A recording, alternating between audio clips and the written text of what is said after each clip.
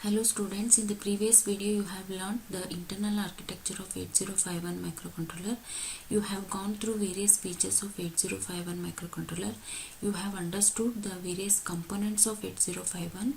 This will allow the programmer to understand which registers are available for programming and what is the nature of those registers and how much amount of memory is available for programming and what is the type of memory that is available, whether it is byte addressable, bit addressable and so on. And also we have seen installation of Keil, how to install Keil IDE in order to execute the embedded C programs in a virtual environment. And then we have studied about few examples of embedded C program using the data types like unsigned character and unsigned integer, signed character and signed integer. I will take you through few programming examples today. Let me go through that.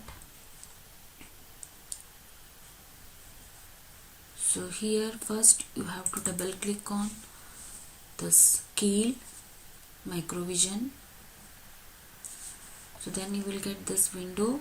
We call it this particular window as a project window, this is an editor window and this is output window. Okay, so here I am going to create, first I am going to close this project, go to project menu, new project. Then you search for a particular folder where you want to create your project. I'll create one folder on the desktop. I'll call it as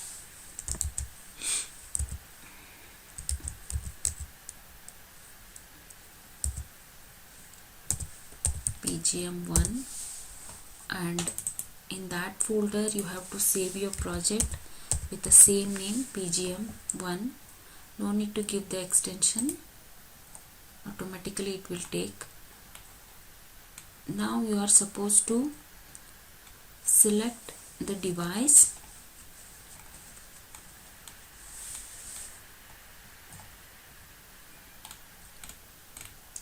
So select the appropriate device. So here I am going to select Intel 8051. Say OK. So it will ask for copy the startup to project folder and add file to project. Click on yes. Now once you click on yes, the project program 1 will be created here. The target folder will be created. If you click on the plus symbol, you can see the source group folder and here the startup code will be added. So now we are able to create the project successfully. Then go to the file menu, new file. Here you are supposed to type your C code. Okay, so already I have my program ready here. Okay, what I will do, I will execute this program only. Okay. Otherwise I will copy paste this program, copy this program and paste it here. Okay.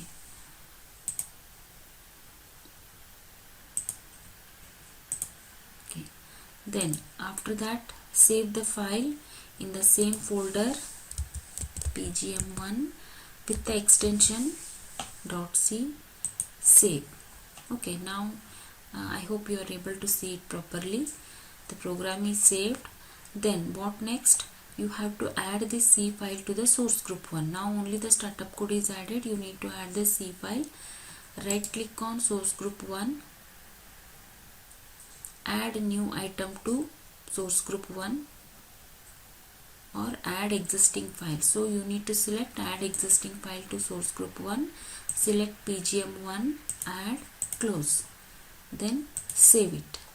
Now you can see the translate icon is enabled. Click on that. So here you can see 0 errors, 0 warnings. Then you build it. First you compile and then you build it to create the hex file. Building this particular project is going to create the hex file. What next? here we are executing it in a virtual environment, so we are not connected to any microcontroller board. So simply what I can do is I can debug it. Start, stop, debug option. So as it is evaluation mode, it is going to give the warning. Okay, now so here we have options to run the program. This is run, start code execution. This is step by step, that is line by line execution, and this is all at a time, that is it is going to execute it automatically. So then now let us look at this program, what we have written here. In this program I have included the header file register51.h.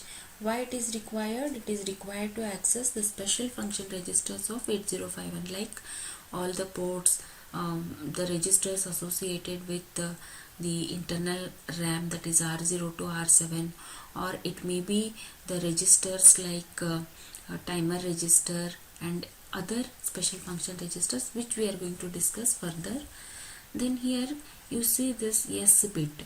S bit is a data type which is used to access the special function registers bitwise. That means if I want to access a particular pin of port 1, then I can use S bit. Not only port 1, any special function register single bit can be accessed with the help of S bit data type.